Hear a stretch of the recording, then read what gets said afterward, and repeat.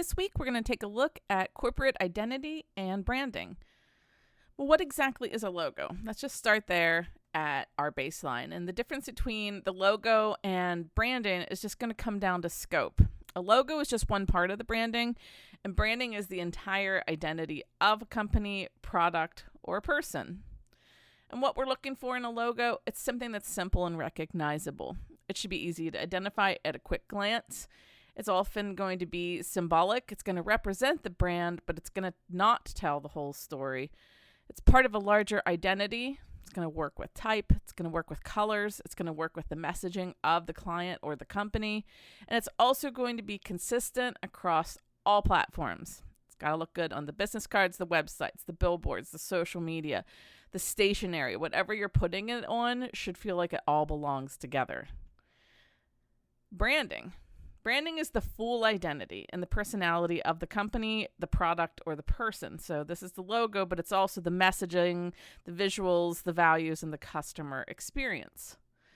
And for this, we're going to be looking at it as the umbrella of it's the logo and visual identity. This is the logo, the color palette, the type, the imagery. It's the brand message and storytelling. So what emotions are connected to said company or person, and what ideas are the brand trying to communicate. It's the brand voice and tone. This is how the brand speaks. Is it formal, informal, casual, friendly, professional, funny? Whatever you would associate with that brand, that's going to be the tone that they're going to use throughout their whole identity. What is their customer experience? How are the customers going to interact with the brand? What does the packaging look like? The service, the website, the socials, the advertising? And what are the brand values and its mission? What does it stand for? Is it sustainability, luxury, tech, innovation? Let's just look at an example of this. So for the branding in Nike, it's, the logo is the swoosh. The slogan, just do it. It's personality. It's inspiring. It's athletic. It's motivational. And for the marketing, it's using professional athletes. It's empowering messaging. It has high energy visuals.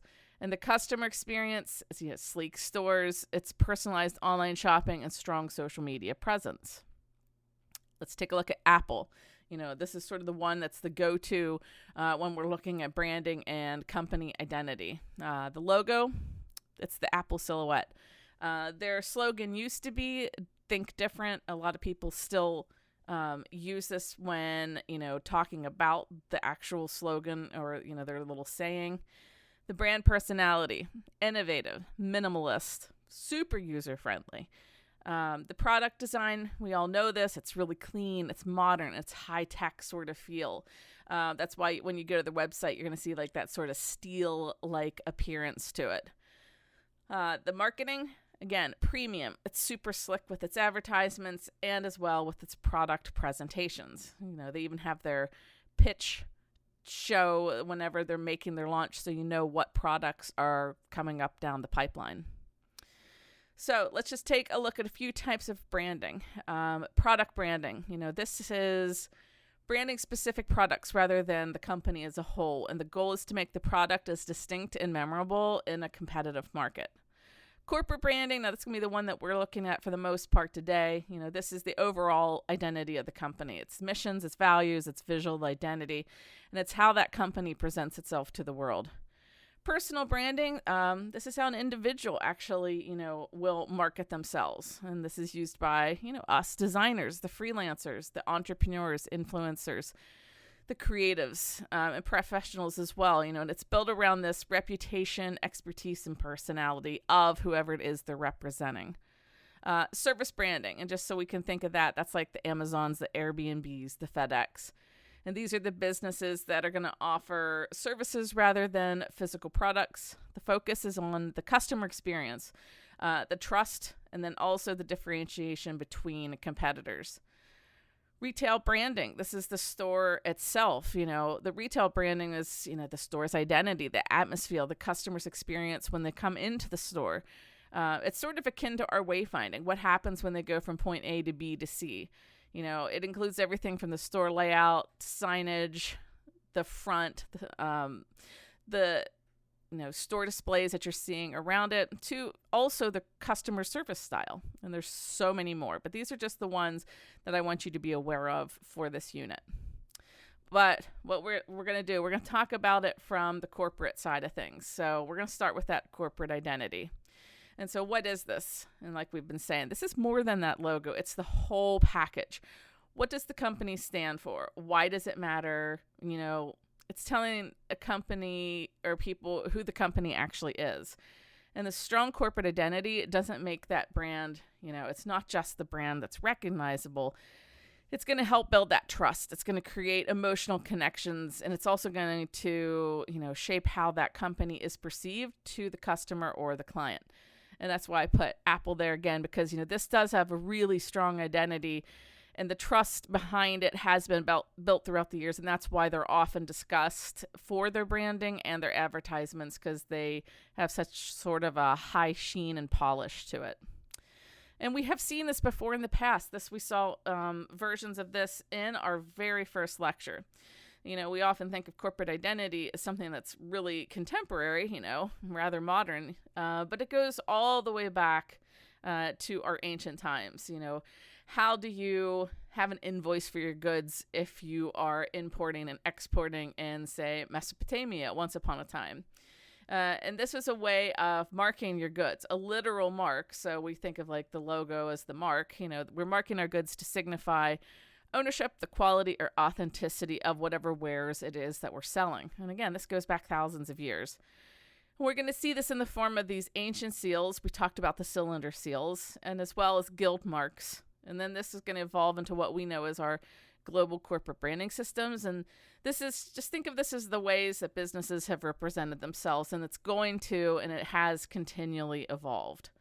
And these are those cylinder seals that we saw on day one. And again, if we need a signature to prove that something has been delivered, we would have that little cylinder on the right, say on a necklace or what have you, a little stamp of clay, roll it over it, and then you have proof that you got what you set forth in your trade. And this again, it's proving ownership, it's proving authorship, it's your signature. We saw this also in Egypt, where the pharaohs had their stamped goods with the cartouches. This is the royal nameplates, again to show that state approval. In ancient Greece and Rome, we saw this on our pottery, actually. We often saw their work signed with some symbols or, parts of their pottery shop, just to indicate what is their workshop or the region or style.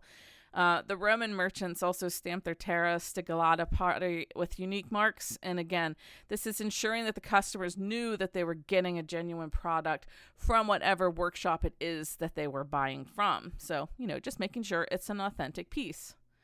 And we're also seeing this echoed within China and Japan. And we're seeing this as early as the Tang Dynasty, and then with the family crests in Japan. And again, just think of these as sort of early versions of the corporate logos that we can distinguish the merchant houses one from another.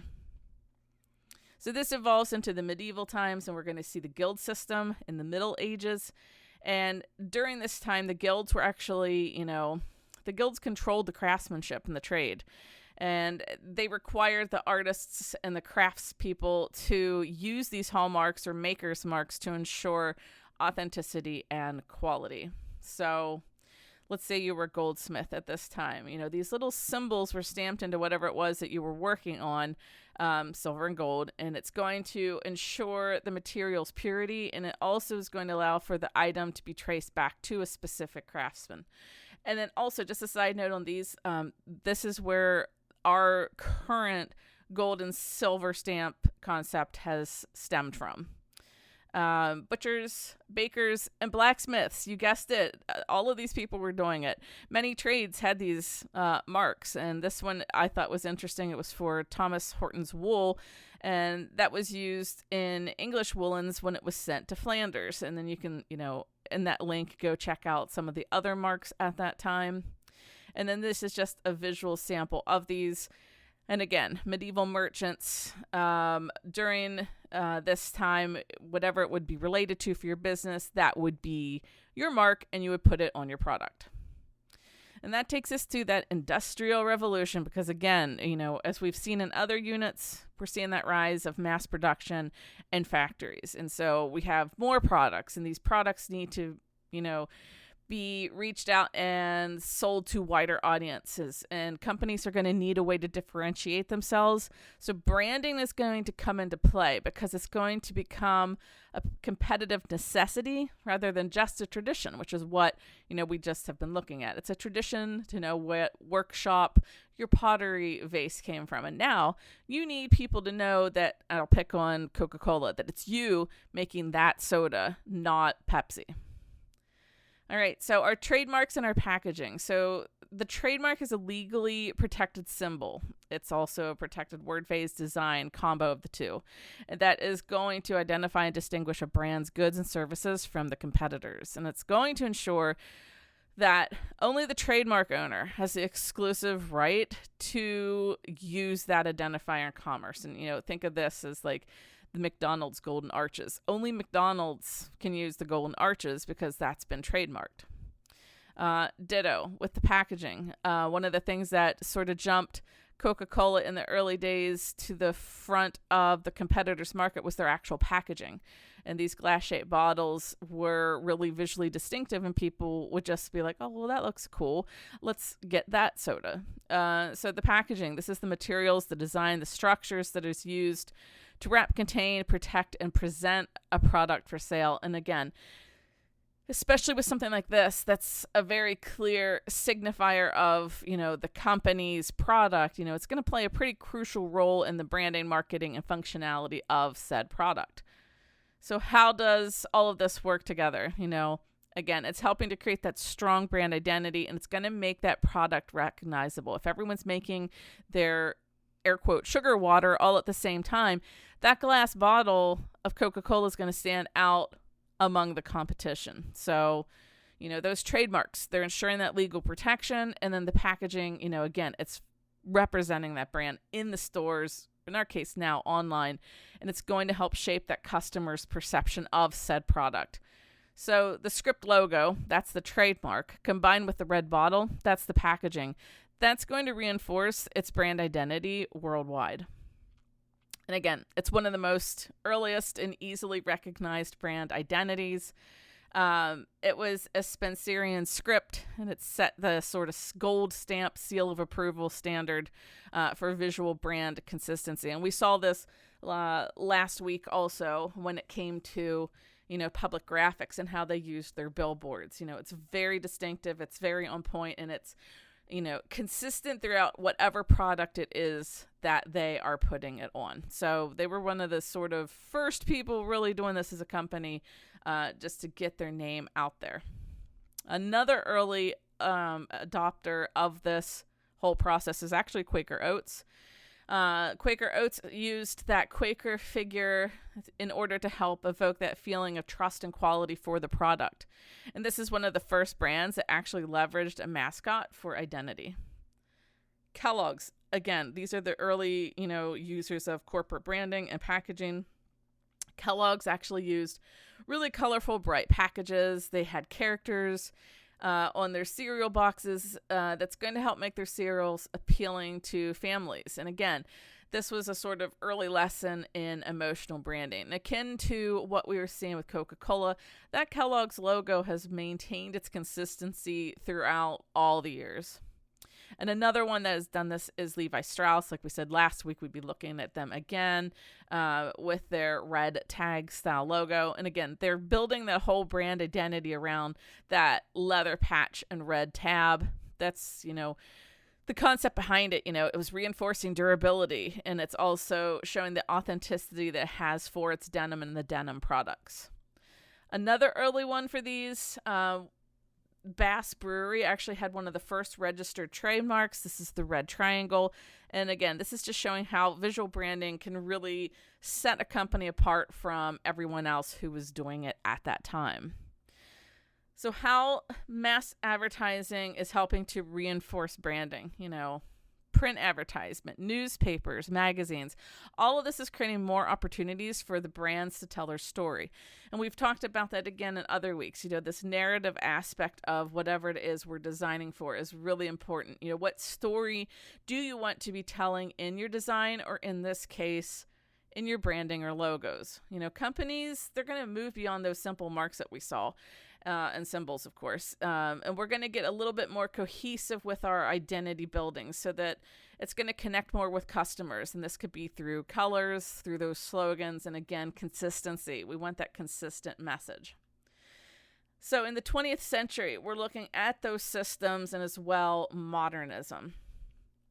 And as these businesses and corporations are growing, of course, the complexity of the branding is going to echo the sentiment as well. Instead of just marketing individual products, companies are starting to have full-bodied corporate identities, making sure that every interaction that they have with their clients, from the advertising to the packaging to the stores, is going to be unified and memorable.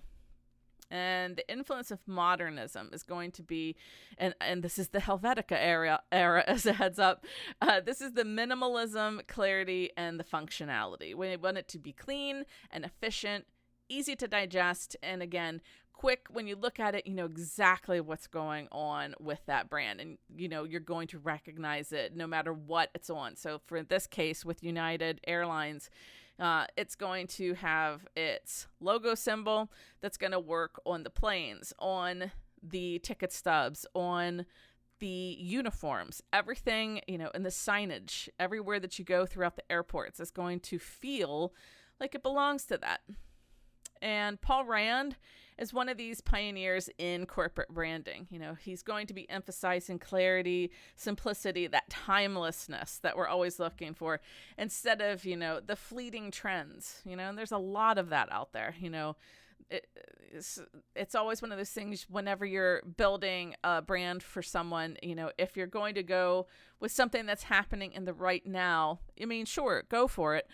But does it have that timelessness aspect to this? Is this something that the company or the brand is going to need? So sort of work that in to your design scenario for said company. With Rand, his big one, IBM, this is the striped logo that we see here. ABC and UPS. And this, again, it's just setting those new standards for brand identity in the 20th century. And let's just take a look at some of these. This is that ABC. Rand actually sees design as problem solving. He's distilling those visuals down to their most essential elements, but also making sure that they're going to be iconic and memorable. These logos are still being used today. That's the timelessness aspect of all of these. And again, UPS, and more than just making these logos, he wanted to shape how the companies approach the brand consistency across all materials. So if we think of something like UPS, it is their logo, but it's on their website, it's on all of their trucks, it's on all of their print products and branding, the boxes, etc. It's really cohesive throughout, whatever output it's going to be placed on. And again, one thing that's important with Brand that we're going to see is his influence is going to be even impacting designers today, and especially if you get into the more minimalist logo design scene. Saul Bass is another one to look at if you really like logos and corporate identity. Bass revolutionized branding by bringing movement and storytelling into that logo design. There's that storytelling aspect again. It's really important to brands to be able to tell their story. Bass believed that logos should have an energy, a personality, and also adaptability, rather than just being static marks. And we're going to see his work on AT&T. We're going to see it on the United Airlines, which we did just get a glimpse of course, and then Warner Brothers. And all of this is, demonstrating how branding can evolve across different media. And just to get some ideas of his work.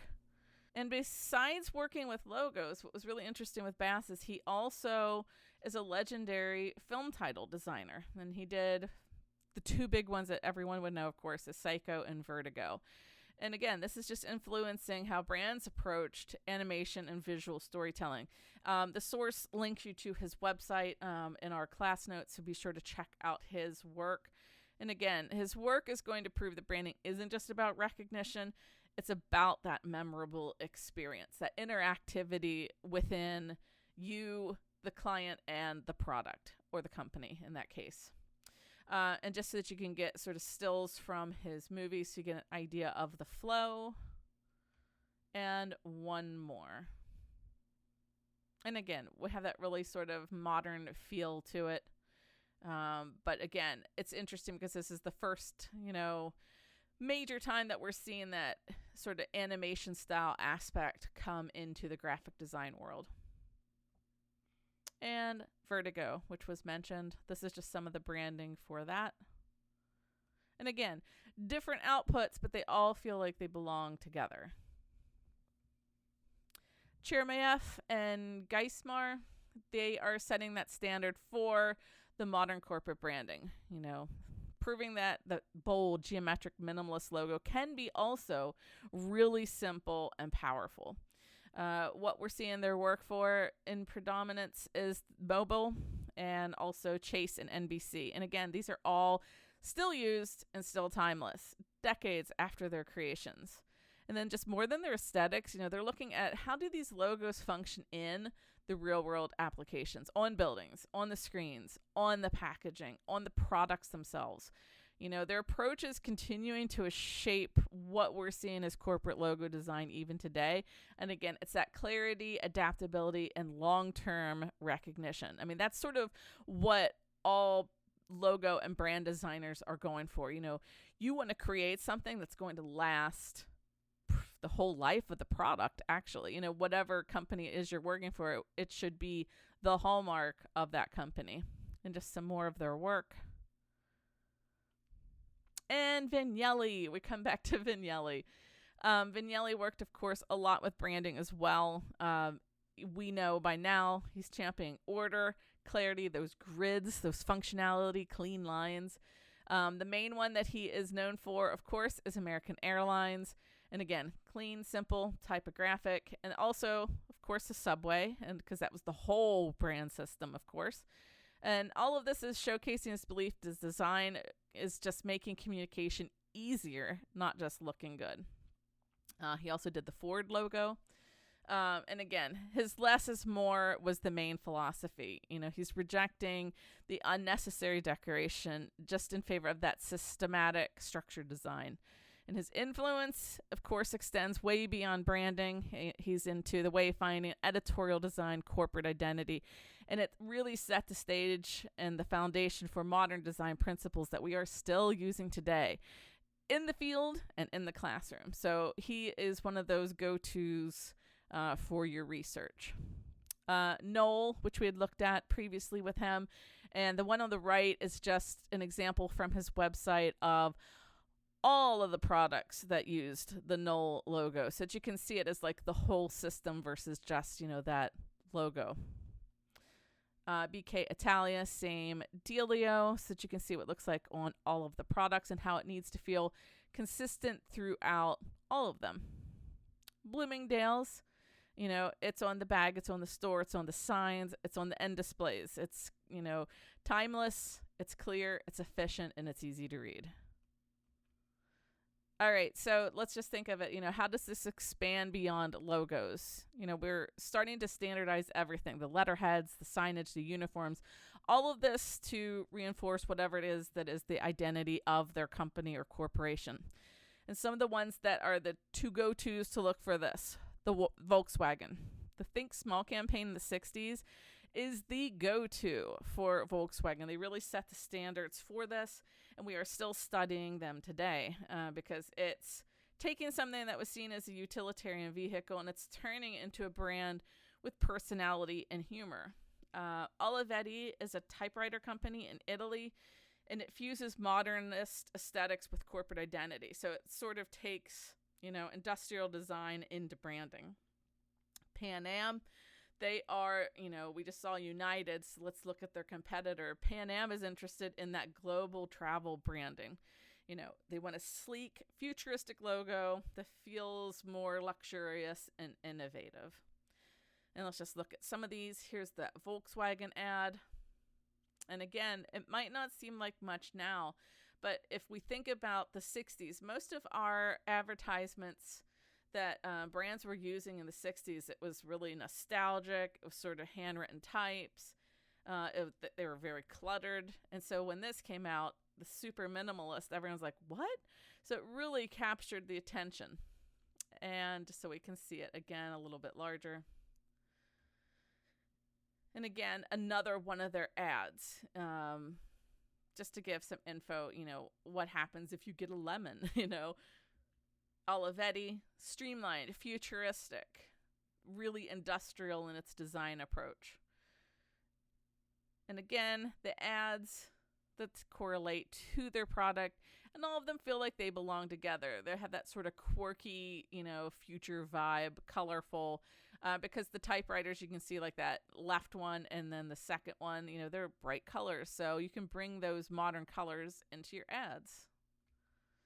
Pan Am, the classic logo.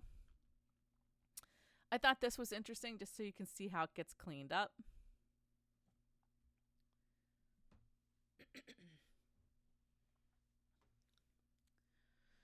And again, trying to make it look like, it's the jet. We're going fast. It's global travel.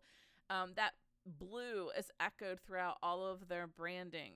Their bags, you can still buy the flying case bags today because they're such a sort of iconic part of their brand. And again, that futuristic vibe to it. And again, it goes with all aspects of the corporate identity down to uniforms. And then how are we viewing all this in the digital age? This is going beyond our physical products and the advertising.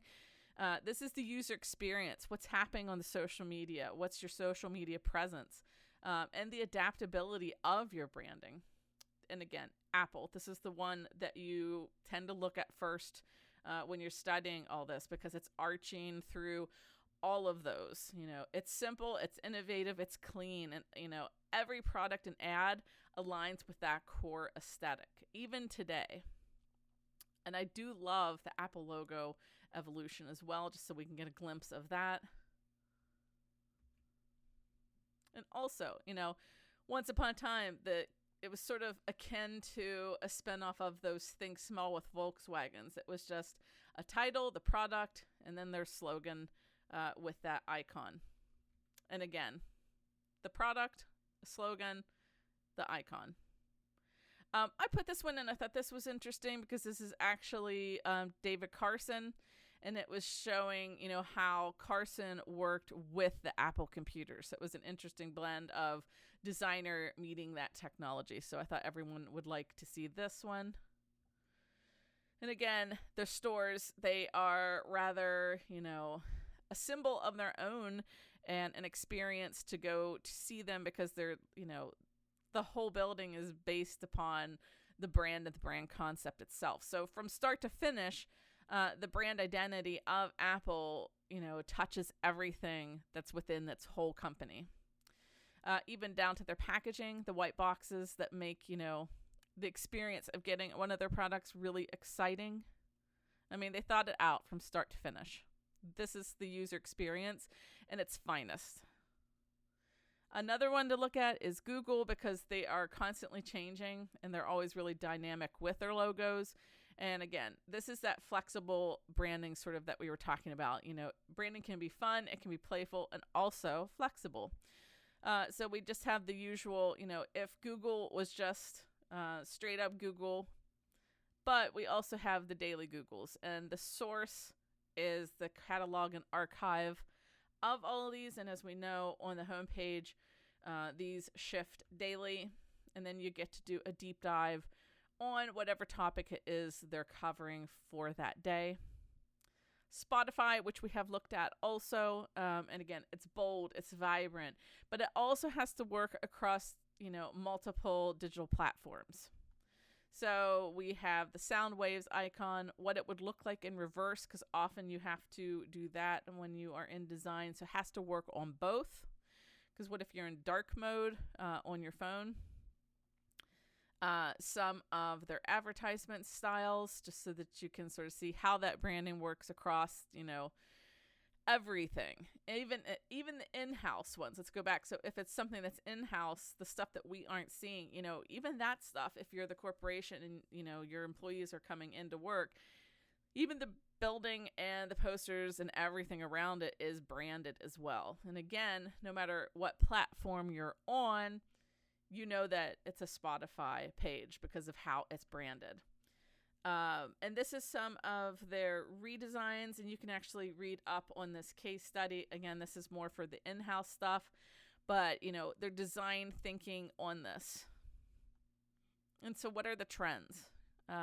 This is always evolving because our tech is constantly, shifting and changing and growing. The culture changes. What consumers expect from brands, that's always changing. So in the digital world, companies need to be flexible, intentional, and socially aware to stay relevant.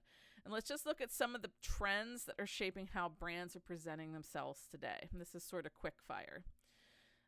Responsive logos. This one's a big one. It has to fit on the website. It has to fit on social media, watches. The one size fit all logo no longer works. In a design class I teach with branding, I always say, it has to fit on a postage stamp, but it also has to fit on the side of a building. So how do you get all of this to look good no matter what scale it is you're working? These responsive logos, they're designed to change shape, size, complexity, depending on where they appear. Maybe they're going to be horizontal. Maybe it's going to be vertically stacked. Maybe it's like Spotify and it's just the symbol on certain things. Regardless, it has to stay clear and recognizable no matter what platform it's on. Again, if it's a teeny tiny postage stamp or the whole side of a building, it has to be able to be read. So, that full logo, that might be on the website and print materials. The simplified version, like the Spotify logo here, that's probably going to be on the mobile apps or the favicons. Social media icons is usually just that symbol, the M for McDonald's. Some brands, maybe you're going to animate it. Maybe you're going to have it interactive in some way, like Google. Something that's going to respond to the user and the user interactions. So Google, the full word mark is on the homepage, but the simple G is what shows up in the mobile and the apps. MasterCard, the full logo has the text with the two overlapping circles. But again, you're going to recognize those two overlapping circles on their own. And the swoosh, that's an icon of itself. You don't even really need to discuss the swoosh because the swoosh has sort of evolved into its own final form. It doesn't even need the name attached anymore. We know that's Nike. With this minimalism that we've been talking, the digital spaces are getting more crowded. So brands, again, are sort of re-embracing the minimalist design just to help create that clear, strong identity. The less is more is still important. Logos are currently being simplified, so are their color palettes. The color palettes are being reduced down, and the type is being stripped down to the essentials. And why? We want that instant recognition, and we also want long-term relevance. So what are these key features? Flat designs, no excessive shadows, gradients, no 3D effects. There's going to be a limited color palette. It could be black, white, or signature color, a la Spotify. Simple type. Typically, as usual, it's that clean sans serif font. And again, this is going to dominate modern branding in general. And effective use of space. It needs to feel open and uncluttered. So who is working in this style? Apple. We don't need to talk about it again. We know they are the modern sort of vibe. Spotify, same dealio. It works as that symbol. It also works with the sans serif typefaces. Instagram, they actually replaced their old icon with this one. It's more gradient based, but it is a simplified version that helps with that digital adaptability. And a lot of luxury brands, Burberry, Ferrari, Prada, etc. All of these are using text-based brandings. And again, it's reflecting that shift towards minimalism. In particular, if you look at the luxury brands and their logo and branding evolutions, those are really interesting because some of them had animals and symbols and pictures, and now it's just stripped down to the actual, essentials. Something else that we're looking at is the sustainability of the branding. We want to do more than just sell products. We want our companies to take responsibility for their environmental impact. So a lot of companies are weaving sustainability into their corporate identity. Maybe this is through the colors, through the messaging that they use, to their packaging, to their supply chains. Some things of how they use this. The obvious one is the color palettes. You can sort of see an organic product a mile away because it's blue, green, neutral tones. It's usually on like a cardstock color. It's recyclable. It has minimal packaging, so less waste, fewer materials, and biodegradable alternatives are typically the focus here. A lot of these have the sustainability certifications, so the fair trade, carbon neutral, FSC certified. These are all signals that they are working ethically with their business practices and sustainability. And again, storytelling, we talk about it a lot, the narrative aspect of all of this.